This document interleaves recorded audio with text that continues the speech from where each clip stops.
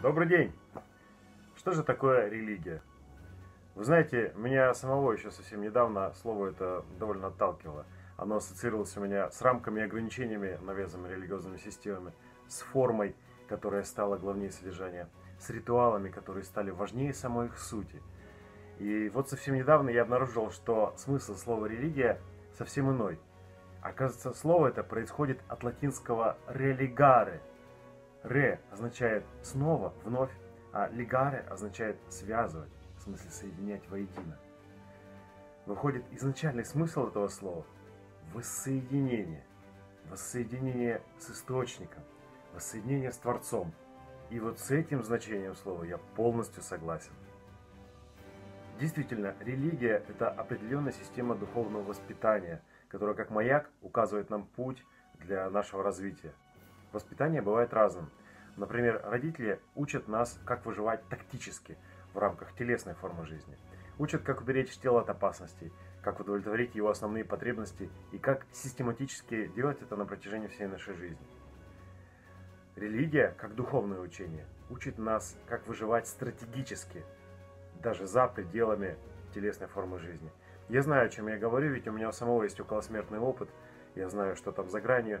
У меня есть осознанный опыт пребывания вне тела. И у меня есть множественный опыт регрессивных погружений, где люди сами рассказывали мне о том, как путешествует их душа на духовном плане, как там все устроено и какие задачи выбирает душа на текущее воплощение. Религия создана, чтобы служить маяком, который указывает человеку путь его развития, путь выполнения предназначения, путь воссоединения с источником. Вопрос. Почему же эта высокая цель, кажется, порой утрачивается в религии с течением времени? Все просто.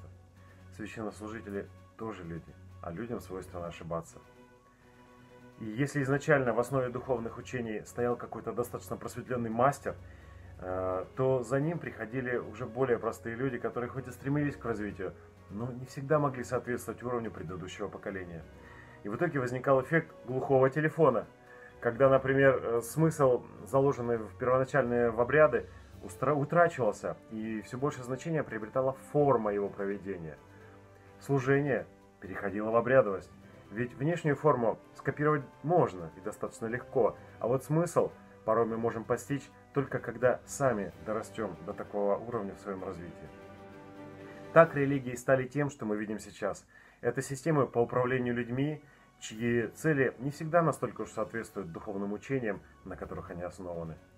И все же, зная теперь, что истинный смысл религии – религаре, воссоединение с источником, любой религиозной системе можно постараться разглядеть этот смысл, в любой.